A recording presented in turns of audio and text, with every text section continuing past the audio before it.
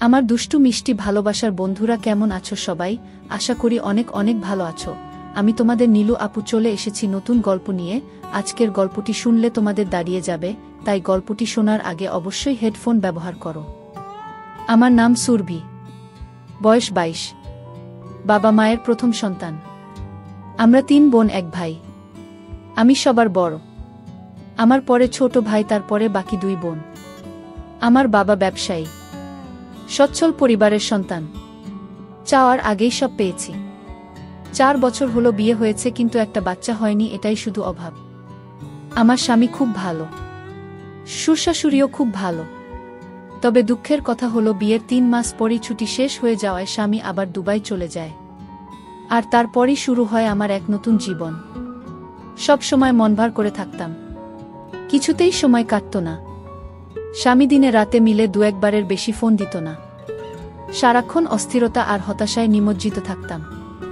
হঠাৎ একদিন মোবাইলে কোথা থেকে যেন নীল রঙের একটা হিজিবিজি লেখা আসে। লেখাটায় ক্লিক করতেই দেখি সাইটটি যত সব মজার মজার গল্প। মায়ের সাথে ছেলে, ছেলের সাথে মা, মামির সাথে ভাগ্নে, ভাগ্নের সাথে মামি, এরকম অনেক মজার মজার গল্প। প্রথম 2টা গল্প পড়ে ঘিন ঘিন লাগলেও পরে খুব মজা পাইলাম। তারপর ধীরে ধীরে বাংলা গল্প পড়ার অভ্যাস হয়ে গেল।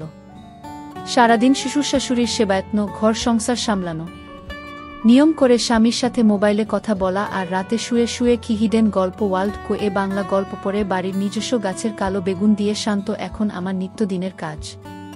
গল্প পড়তে পড়তে মনটাও ভিতরে ভিতরে চুট্টি হয়ে গেল। রাতে মাঝে মাঝে মনে হতো রাস্তা থেকে কোনো ছেলেকে ঘরে ডেকে এনে আমার নরম জায়গাটা নেই। এভাবে গল্প পড়ে সময় কাটানোর কিছুদিন পর হঠাৎ একদিন আমার জীবনে এলো এক সুপুরুষ। হাসি আর ঠাট্টার ছলে নিজের অজান্তেই জড়িয়ে পড়ি। বিশ্বাস করেন আর না করেন, এখন আমার কাছে সারা পৃথিবী একদিকে আর অন্যদিকে আমার প্রেম। বৈধ বলেন আর অবৈধ বলেন, আমি আমার জানুকে ছাড়া বাঁচব না। আমার মতো রক্ষণশীল পরিবারের সহজ সরল একটা মেয়ে কিভাবে এমন সিরিয়াস জড়িয়ে গেলাম, সেই গল্পটাই আজ আপনাদের সাথে মন খুলে বলবো। তাহলে শুরু করা যাক। তবে কোথা থেকে শুরু করব ভেবে পাচ্ছি না। আরেকটা কথা বলে নেই, আমার কিন্তু লেখালেখির অভ্যাস নেই। বাংলা গল্প পড়ে যতটুকু শিখেছি সেই অভিজ্ঞতা থেকেই লিখছি। সব সময় অন্যের লেখা পড়ি, তাই ভাবলাম আজ নিজের একটা গল্প সবার সাথে শেয়ার করি। গল্পের নায়ক বলেন আর খলনায়ক, তার নাম নিলয়। নিলয় আমার স্বামীর আপন একমাত্র বড় বোনের একমাত্র ছেলে, মানে সম্পর্কে সে আমার ভাগ্নে হয়। নিলয় খুব শান্তশিষ্ট স্বভাবের ছেলে। বিয়ের সময় তাকে একবার দেখেছিলাম, ভালোমতো কথাও হয়নি তখন। নিলয় তখন এসএসসি পরীক্ষার্থী। পড়াশোনার চাপে মামার বিয়েটাই ঠিকমতো বেড়াতে পারেনি। নিলয়দের বাড়ি গ্রামের দিকে, তাই এসএসসি পরীক্ষায় পাশ করার পর নিলয় আমাদের বাড়িতে, আমার শ্বশুর বাড়ি থেকেই পড়াশোনা করত। আমাদের বাড়ি থেকে নিলয় যেই কলেজটায় ভর্তি হয়েছে তার দূরত্ব ছিল মাত্র 15 মিনিটের। নিলয় প্রতিদিন সাইকেলে চড়ে কলেজে যেত। আমার শ্বশুর বাড়িতে ঘর ছিল মাত্র একটি। তবে নিলয়ের পড়ালেখার কথা চিন্তা করে বড় ঘরটার পাশে ছোট একটা পড়ার ঘর তৈরি করে দেয়া হয়েছিল। ঘরটায় চেয়ার টেবিল সহ একটা খাটিয়াও ছিল। তবে রাতে নিলয় বড় ঘরটার একটা রুমে থাকত। আমাদের বড় ঘরটায় 3টা রুম। একটা রুমে আমি আর আরেকটা রুমে আমার শ্বশুর-শাশুড়ি থাকত। মাঝখানের রুমটা অবশ্য ফাঁকা ছিল। তবে নিলয় আসার পর মাঝখানের রুমটায় একটা খাট বসানো হয় এবং নিলয় মাঝখানের রুমটাই থাকে। রাতে পড়া শেষ করে এসে মাঝখানের রুমটায় ঘুমায়। নিলয় খুব মেধাবী, এসএসসিতে সে A+ পেয়েছে। নিলয় কথাবার্তা খুব কম বলে, প্রয়োজন ছাড়া কারো সাথে কথা বলে না, এমনকি তার নানা নানির সাথেও না। আর আমার দিকে তো ঠিকমতো তাকাই না। আমার শ্বশুর-শাশুড়ি বয়স্ক মানুষ, সারাক্ষণ ঘরেই থাকেন। শ্বশুর চশমা ছাড়া ঠিকমতো দেখেনি না, আর শাশুড়ি হাতির মতো মোটা শরীর নিয়ে নড়তেই পারে না। সারাক্ষণ বিছানায় শুয়ে শুয়ে পান চিবায়। শ্বশুর দিনের বেলায় এদিকে সেদিক গেলেও শাশুড়িকে আজ পর্যন্ত ঘরের বাহিরে যেতে দেখি নাই। সে যাই হোক, নিলয় আমাদের বাড়িতে এসেছে 15 দিন হলো। এখন অবধি আমার সাথে ঠিকমতো কথাই বলেনি। আমাকে খুব লজ্জা পায়। আমি আর নিলয় একসাথেই খাওয়া দাওয়া করি। শ্বশুর-শাশুড়ির খাবার তাদের বিছানার উপর দিয়ে আসি আর আমি নিলয় একসাথে খাই। নিলয় বাড়িতে আসার পর আমার ওই গল্প পড়াটা আর হচ্ছে না, কারণ পড়া শেষ করে এসে কখন ডাক দিয়ে বলবে মামি দরজা খোলো। তাই সারাক্ষণ তার অপেক্ষায় থাকতাম। সে খুব পড়ত। রাতে 10টার আগে খেতে আসতো না। মাঝে মধ্যে তো 11টা-12টা অবধি পড়ত। আমি প্রায়ই ঘুমিয়ে যেতাম। নিলয় তখন সামনের দরজায় ডাক দিয়ে না পেয়ে ঘরের বাম সাইটের দরজায় এসে ডাকত। অর্থাৎ আমি যেই রুমটায় ঘুমাতাম ঠিক ওই রুমটার বাহিরের দরজার দিকে এসে ডাকত। তখন আমি লাফিয়ে উঠে গিয়ে দরজা খুলতাম। একদিন নিলয় অনেক রাত্র অবধি পড়ল। তা প্রায় রাত 12টা কি 12:30 হবে। আমি তো ঘুমে অস্থির। নিলয় এসে প্রায় 10-15 মিনিট ডাকাডাকি করেও আমাকে জাগাতে পারছিল না। উপায় না পেয়ে সে রান্নাঘর থেকে মাছ ধরার ছিপ দিয়ে জানালার ফাঁক দিয়ে আমার গুতা মারল। আমি লাফিয়ে উঠলাম। তারপর গিয়ে দরজা খুলে দিলাম। আমি ভাত খাওয়ার জন্য বাসন পরিষ্কার করতে চাইলে নিলয় বলল, নিলয় মামি, আমি ভাত খাবো না, তুমি শুয়ে পড়ো। আমি, কেন? ভাত খাবে না কেন? ভাত না খেয়ে কেউ রাতে ঘুমায়? নিলয়, না, তোমার চোখে অনেক ঘুম। এমনিতেই তোমাকে রোজ রাত জাগিয়ে কষ্ট দেই, আজ অনেক রাত হয়েছে। এবার তুমি শুয়ে পড়ো, আমি সকালে উঠে খাবো। আমার কোনো সমস্যা নেই। তোমার যতক্ষণ মন চায় পড়ে এসো। মাঝে মধ্যে চোখটা একটু লেগে যায় আর কি। নিলয়, আমার জন্য তুমি শুধু শুধু জেগে থাকবে কেন? কাল থেকে আমি পড়ার ঘরটাই ঘুমাবো, আর নানা নানিকে যখন খাবার দাও তখন আমাকেও ডাক দিও, ওই সময় আমিও খেয়ে নেব। আমি সন্ধ্যা রাতে খেয়ে নিলে রাত জেগে পড়তে পড়তে ক্ষুধা লাগবে না? তখন কি খাবে? আর তাছাড়া এত বড় ঘর থাকতে তুমি ওই ঘরে ঘুমাবে কেন? আমি কি কখনো বলেছি তোমার জন্য আমার সমস্যা হচ্ছে? তুমি কি বাহিরের কেউ? তুমি তো আমাদের নিজেদের মানুষ। তোমার জন্য এইটুকু করতে পারবো না? নিলয়, ঠিক আছে মামি, অনেক রাত হয়েছে, এবার ঘুমাও, এই ব্যাপারে সকালে তোমার সাথে আলাপ করব। এটা বলেই নিলয় সোজা তার বিছায় গিয়ে শুয়ে পড়ল। আর আমিও আমার রুমে চলে আসলাম। তবে আর যাই হোক, আজ প্রথম নিলয় আমার সাথে এত কথা বলেছে, কিন্তু একবারও আমার চোখের দিকে তাকায়নি। এখন সকাল 8টা। নিলয় এখনো ঘুম থেকে ওঠেনি। কাল অনেক রাতে ঘুমিয়েছে, তাই একটু বেশি ঘুমাচ্ছে। এমনিতে প্রতিদিন সকাল 7টার সময় ঘুম থেকে উঠে উঠোনে হাঁটাহাঁটি করে। নিলয়কে কখনো সকালে পড়তে দেখিনি। নিলয়কে ডাক দিতে হবে, কারণ 10টায় ক্লাস আছে। তাই নিলয়কে ডাক দিলাম। নিলয় ওঠো, 8টা বাজে, কলেজে যাবে না? নিলয়, কয়টা বাজে? 8টা। 8টা বাজে বলতেই লাফিয়ে উঠল। তারপর গোসল করতে গেল। মিনিট 10-এর মধ্যে গোসল শেষ করে নাস্তা খেয়ে সোজা কলেজে চলে গেল। এরপর ঠিক 2টার সময় কলেজের ক্লাস শেষ করে বাসায় ফিরল। মাঝে মধ্যে অবশ্য 12টা-1টার দিকেও চলে আসে। পড়ার ঘরে বই খাতা রেখে গোসলখানায় হাত মুখ ধৌত করতে গেল। এদিকে আমি খাবার নিয়ে বসে আছি। নিলয় ঘরে আসলো। তারপর আমার দুজনে একসাথে দুপুরের খাবার খাইলাম। খাবার খাওয়ার সময় কোনো কথা হলো না। শুধু জিজ্ঞেস করেছিলাম কলেজে ঠিকমতো ক্লাস হয় কিনা। বাচ্চা ছেলের মতো মাথা নেড়ে শুধু বলেছিল হ্যাঁ, শুধু এইটুকুই। খাবার খেয়ে নিলয় তার পড়ার ঘরে গিয়ে শুয়ে রইল। নিলয় অবশ্য দিনের বেলা ওই ঘরটায় ঘুমায়। সন্ধ্যা হয়ে গেল। নিলয় ঘুম থেকে উঠছে না। আমি পড়ার ঘরটায় গিয়ে নিলয়কে ডাক দিলাম। আমার ডাক শুনে ঘুম থেকে উঠে বিছানায় বসল। আমার দিকে তাকিয়ে বলল, নিলয়, কি হয়েছে? ডাকছো কেন? না, কিছু না। সন্ধ্যা হয়ে গেল, তুমি এখনো ঘুমাচ্ছ, পড়তে বসবে না? নিলয়, সন্ধ্যা হয়ে গেছে নাকি? দেখি কয়টা বাজে। নিলয় পড়ার টেবিলে রাখা তার হাতঘড়িটায় টাইম দেখে গোসলখানায় হাত মুখ ধৌত করার জন্য চলে গেল। আমি তার পড়ার ঘরটাই বসে রইলাম। হাত মুখ ধৌত করে নিলয় পড়ার ঘরে আসলো। আমার দিকে তাকিয়ে বলল, নিলয়, তুমি এখনো এখানে কি করো? রান্নার কাজ শেষ? সেই কখন। কেন, ক্ষুধা লাগছে নাকি? নিলয়, আরে না, কি যে বলো, এই সন্ধ্যার সময় ক্ষুধা লাগে নাকি? তবে চা হলে ভালো হতো। চা পাতা মনে হয় ঘরে নেই। কাল থেকে তোমাকে চা করে দেব, ঠিক আছে? নিলয়, ঠিক আছে। এখন যাও, আমি পড়তে বসবো। আচ্ছা বাবা, তুমি মনোযোগ দিয়ে পড়ো, আমি গেলাম। আমি আমাদের বড় ঘরটায় চলে আসলাম। ঘণ্টা 2 পরে শ্বশুর-শাশুড়িকে রাতের খাবার দিলাম। শ্বশুর-শাশুড়ি খাচ্ছে। আমি পাশেই বসে আছি। হঠাৎ শ্বশুর বলল, বৌমা, নিলয় ঠিকমতো পড়ালেখা করে তো? তুমি একটু খেয়াল রেখো। বাবা আপনি কোনো চিন্তা করবেন না, নিলয় খুব ভালো ছেলে, তাকে পড়ার জন্য বলতে হয় না। সে নিজেই নিজের পড়া শেষ করে নেয়। সুর, তা জানি, কিন্তু তারপরেও আমাদের দায়িত্ব আছে না?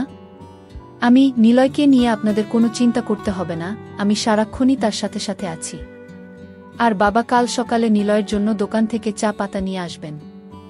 নিলয় আজ সন্ধ্যার সময় চা চেয়েছিল, আমি বলছি কাল থেকে দেব। শাশুড়ি, তাদের বাড়িতে সবাই চা খাওয়ার অভ্যাস। আমিও একবার তোমাকে বলবো বলবো বলেও ভুলে গেছি। তোমার সুরের আনার দরকার নেই। বাজার সদাই যা লাগে এখন থেকে নিলয়কে দিয়েই নিয়ে আসবে। নিলয়কে সকালে আমি বলে দেব। আর বৌমা, সকালে নাস্তা করার সময় আমাকে মনে করিয়ে দিও, আমি নিলয়ের সাথে কথা বলবো। ঠিক আছে মা। আমি তাদের খাওয়া শেষ হওয়া অবধি বসে রইলাম। খাওয়া শেষে বাসনপত্র গুছিয়ে আমার রুমে গিয়ে মোবাইলে বাড়িতে মায়ের সাথে কথা বললাম। কথা বলতে বলতে রাত প্রায় 10টা হয়ে গেল। এবার দেখি নিলয় কি করছে। আমি দরজা খুলে নিলয়ের পড়ার ঘরের কাছে গেলাম। ঘরের কাছে যেতেই নিলয়ের পড়ার শব্দ পাইলাম। পড়ার শব্দ পেয়ে আমি আর ঘরে ঢুকলাম না, কারণ নিলয় রাগ করতে পারে। তাই বড় ঘরে চলে আসলাম।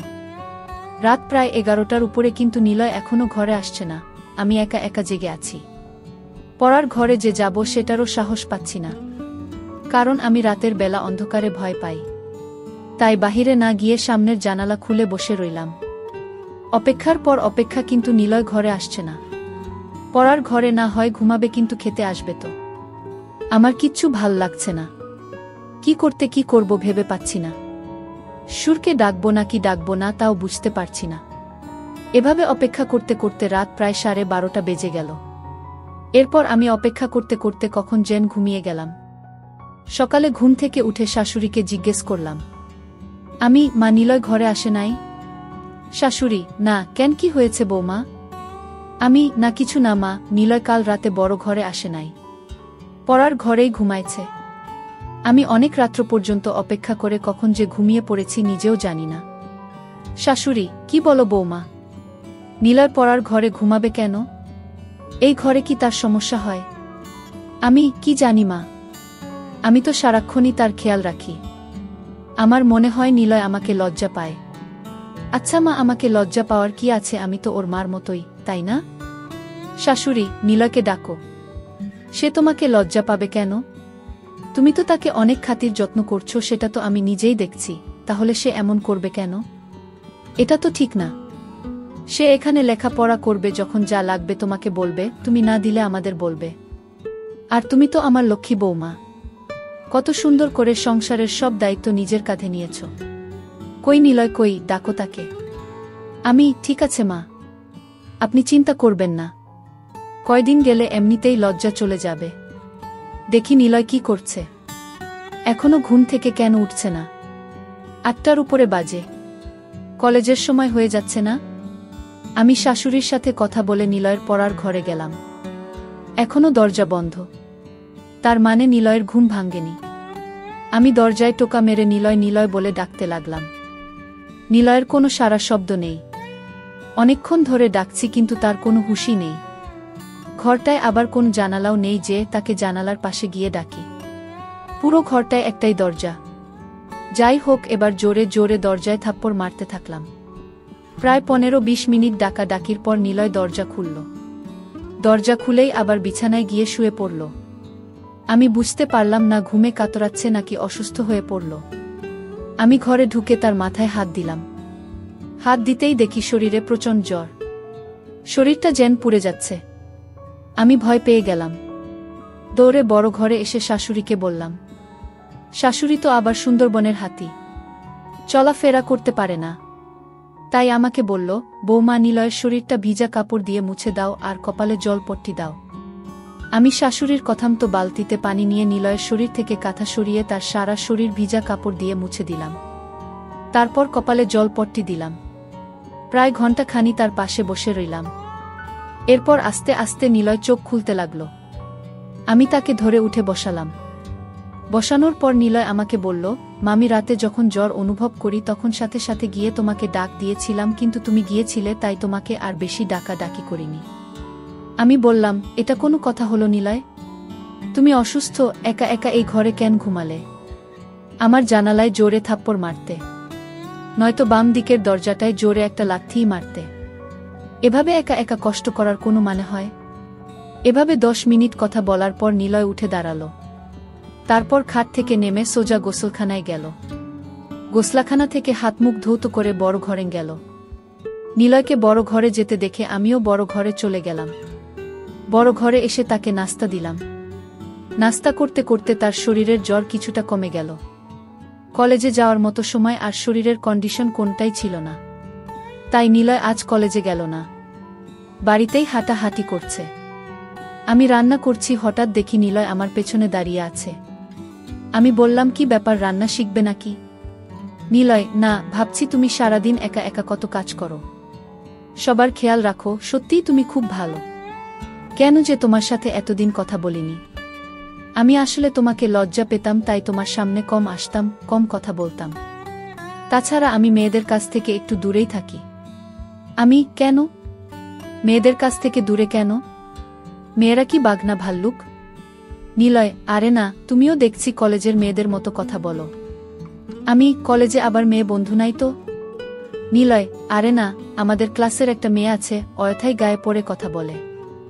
আমি? তাই নাকি? তা মেয়েটার নাম কি? নিলয়, বিশ্বাস করো আমি ওর নামও জানি না, আর জানার ইচ্ছাও নাই। তাকে দেখলেই আমার প্রচণ্ড রাগ হয়। গায়ে পড়ে কথা বলা মেয়েদের আমি একদম পছন্দ করি না। আমি? তাহলে তো তুমি আমাকেও পছন্দ করো না, কারণ আমিও তো তোমার গায়ে পড়ে কথা বলি। নিলয়, তুমি কি বাহিরের মানুষ নাকি? তুমি তো আমার সাথে যখন খুশি কথা বলতে পারো। বলতে গেলে তোমার সাথে কথা না বলে আমি অপরাধ করেছি। তোমার জায়গায় অন্য কেউ হলে এতটা খেয়াল রাখত না।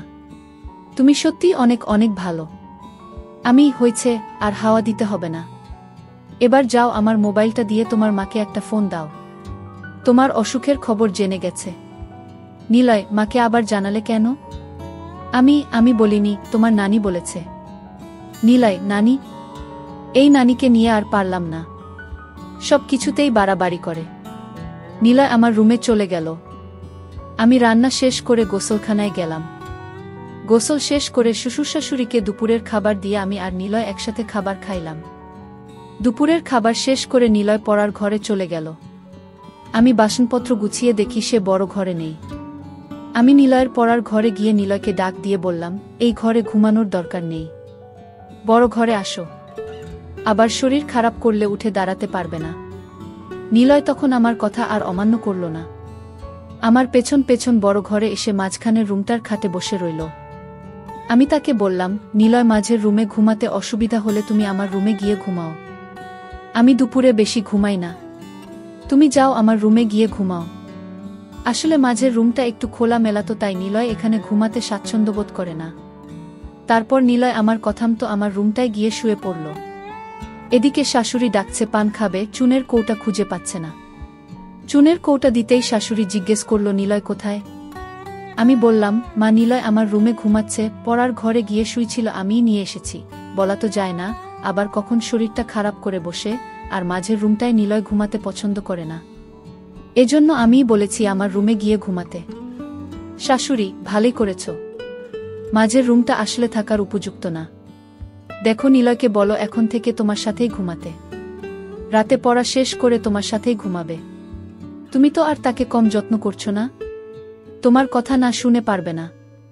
আমি? মনে হয় না আমার সাথে ঘুমাবে, তবে আজ আমার সাথে অনেক কথা বলেছে। এতদিন তো শর্মে কথাই বলেনি, আজ মামির সাথে খুব কথা বলেছে। শাশুড়ি, বলেছিলাম না, কয়েকদিন গেলে ঠিক হয়ে যাবে। আর তুমি যেই খাতির যত্ন করছো ওর মা চেয়ে কম না। আমি? কি বলেন মা, নিলয় তো আমাদের ছেলের মতোই। তাছাড়া নিলয়ের মামা নিলয়কে অনেক ভালোবাসে, প্রতিদিনই ফোনে নিলয়ের খোঁজ খবর নেয়। নিলয়কে কি আমি যত্ন না করে পারি? শাশুড়ি, না রে মা, তোর মতো বউ পাওয়া ভাগ্যের ব্যাপার। এই বলে শাশুড়ি প্রায় কেঁদে দিল। আমি চলে আসলাম আমার রুমে। এসে দেখি নিলয় ঘুমায়নি, মোবাইলে গেমস খেলতাছে। আমি বললাম, গেমস খেলার দরকার নেই, রাতে জ্বরের জন্য ভালোমতো ঘুমাতে পারোনি, এখন একটু ঘুমাও। নিলয়, তুমি কি করবে? তুমি ঘুমাবে না? আমি? না, আমি ঘুমাবো না। আর ঘুমালেও সমস্যা নেই, খাট তো আর ছোট না, তোমার পেছনে শুয়ে পড়ব। নিলয়, কি বলো? আমি কারো সাথে ঘুমাই না। আমি একা একা ঘুমাতেই পছন্দ করি। তাছাড়া আমার ঘুমের স্টাইল ভালো না, ঘুমের মধ্যে হাত পা কখন কোথায় যায় নিজেও জানি না। আমি হেসে বললাম, হাত পা আর কোথায় যাবে? এই রুম ছেড়ে তো আর যাবে না। নিলয়, তুমি তো দারুণ কথা জানো। হাসতে হাসতে, তুমি খুব মজার মানুষ। তোমার মনটা অনেক ভালো। আমি এত ভালো ভালো বলা লাগবে না, এবার ঘুমানোর চেষ্টা করো। তোমার অমত থাকলে আমি মাঝের রুমে গিয়ে ঘুমাই। নিলয়, না না, সমস্যা নেই। আমার চোখে এত ঘুম নেই এখন। তুমি সারাক্ষণ কাজকর্ম করো, তোমার এখন একটু বিশ্রাম দরকার। তুমি ঘুমাও, আমি সাইলেন্স মুডে তোমার মোবাইলটায় একটু গেমস খেলি। আচ্ছা, তুমি গেমস খেলো, আমি ঘণ্টাখানি ঘুমাই। এই বলে আমি ঘুমিয়ে পড়লাম। ঘুম থেকে উঠে দেখি নিলয় নেই। ঘরের বাহিরে গিয়ে দেখি উঠানে হাঁটতাছে। সন্ধ্যাও ঘনিয়ে আসছে। এর মধ্যে আমি রান্না ঘরে গিয়ে নিলয়ের জন্য নুডলস বানালাম। নিলয় নুডলস দেখে খুব খুশি। তারপর নুডলস খেয়ে পড়ার ঘরে গিয়ে পড়তে বসল। ঘণ্টাখানি পড়ার পর আমি গিয়ে তাকে নিয়ে আসলাম। বললাম, আজ আর এত পড়ার দরকার নেই। শরীর ভাল হলে কাল থেকে আবার পড়া শুরু করবা। নিলয় আমার সাথে বড় ঘরে চলে আসলো। রাতের খাবার খেয়ে উঠার আগেই শাশুড়ি নিলয়কে ডাকল। নিলয়, নিলয়, নিলয়, আসছি নানি। কি হয়েছে? ডাকছ কেন? নিলয়ের নানি, ওই ছোট ঘরটা বানাইছি তোর পড়ার জন্য, থাকার জন্য না। মাঝের রুমটায় ঘুমাতে না পারলে তোর মামির সাথে ঘুমা। তোর মামি কি তোকে মুরব্বিদের কথা শুনতে হয়? শুধু লেখাপড়া করলে হয় না, আদব কায়দাও শিখতে হয়। নিলয়, ঠিক আছে, তুমি ঘুমাও, আমি মামির সাথেই ঘুমাবো। শাশুড়ির সাথে কথা বলে নিলয় যখন মাঝের রুমের খাটে বসল, ঠিক তখনই হঠাৎ তার শরীরটা আবার আগুনের মতো গরম হতে লাগল। শরীরটা যেন পুড়ে যাচ্ছে। নিলয় মামি মামি বলে ডাকতে লাগল। আমি আমার রুমে ছিলাম। দৌড়ে গেলাম নিলয়ের কাছে। কি হয়েছে নিলয়? নিলয়, মামি দেখো, আমার শরীরটা আবার গরম হয়ে যাচ্ছে। শরীরটা যেন কাঁপছে। ঠিক আছে বাবা, তুমি বসো, আমি তোমার শরীরটা ভিজা কাপড়ে মুছে দিচ্ছি। আমি শাশুড়িকে বললাম, মা, নিলয়ের আবার খুব জ্বর এসেছে। শরীরে আগুন ধরার অবস্থা। কি করব? শরীরটা মুছে দাও, আর দেখো তোমার শ্বশুরের ওষুধের কৌটায় প্যারাসিটামল ট্যাবলেট আছে, একটা খাইয়ে দিয়ে তোমার সাথে নিয়ে শুয়ে দাও। রাতে জ্বর না কমলে সকালে ডাক্তারের কাছে নিয়ে যাইও। আমি শাশুড়ির কথামতো তাই করলাম। আমার রুমে নিয়ে খাটে শোয়াইয়া তার সারা শরীর ভিজা কাপড় দিয়ে মুছে দিলাম। নিলয় জ্বরে খুব কাঁপছে দেখে আলমারি থেকে একটা কম্বল নামিয়ে দিলাম। আমি আর নিলয় পাশাপাশি শুয়ে রইলাম। আমি নিলয়ের মাথায় হাত বুলাতে লাগলাম। জ্বরে নিলয়ের শরীর ভূমিকম্পের মতো কাঁপছে। তার কাঁপুনি দেখে আমি তাকে ধরলাম। তারপরও যেন কাঁপুনি থামছে না। অনেকক্ষণ পর কাঁপুনিটা একটু কমেছে, এবার তার চোখে একটু ঘুমও দেখা যাচ্ছে। এদিকে আমার চোখেও ঘুম এসে গেছে। আমি নিলয়ের মাথায় হাত বুলাতে বুলাতে কখন জানি ঘুমিয়ে গেলাম। গভীর রাতে নিলয়ের জ্বর আবার বেড়ে যায়, কিন্তু আমি টের পাইনি। জ্বরের কাঁপুনিতে নিলয় আমাকে ধরে। নিলয় যখন আমাকে ধরেছিল, সম্ভবত আমার পরনের কাপড় এলোমেলো ছিল, উপর কাপড় ছিল না। নিলয় ছিল নয়া যুবক একটা ছেলে। তার ইচ্ছার বিরুদ্ধেই তার শক্ত হয়ে যায়। ধীরে ধীরে চাহিদা বেড়ে যায়। নিজেকে সামলাতে না পেরে অবশেষে সে আমার থাকে। আমি প্রথম প্রথম কোনো কিছু টের পাইনি। নিলয় যখন আমার উপর চড়ে বসল, তখন আমি টের পাইলাম। কিন্তু নিলয়ের চাহিদা বুঝতে পেরে আমি আর কিচ্ছু বললাম না। জেগেও ঘুমানোর ভান করলাম। তবে একটা কথা সত্য, এতদিন আমি যাই করেছি বলেছি না কেন, আমি নিলয়কে কখনো খারাপ চোখে দেখিনি। নিলয় আসার পর আমার রুটিনই চেঞ্জ হয়ে গিয়েছিল। আমি গল্প পড়াও বন্ধ করে দিয়েছিলাম। জানি না কেন, তবে নিলয়কে নিয়ে আমার কোনো ওই মানসিকতা ছিল না। তার প্রতি আমার যতটুকু দায়িত্ব কর্তব্য ছিল, আমি তার সবটুকুই পালন করার চেষ্টা করেছি। প্রত্যেকটা মেয়েরই চাহিদা থাকে, তাই বলে সব জায়গায় সবার সাথে সব কিছু করে না, ভাবেও না। যাই হোক, আমি ঘুমের ভান করে রইলাম। এদিকে নিলয়ের চাহিদা বেড়েই চলছে। খোলার চেষ্টা করছে, কিন্তু বয়স কম। আগে কখনো এসব করেনি, তাই খুলতে পারছে না। খুলতে না পেরে উপর দিয়েই আমার দুটো শুরু করলো।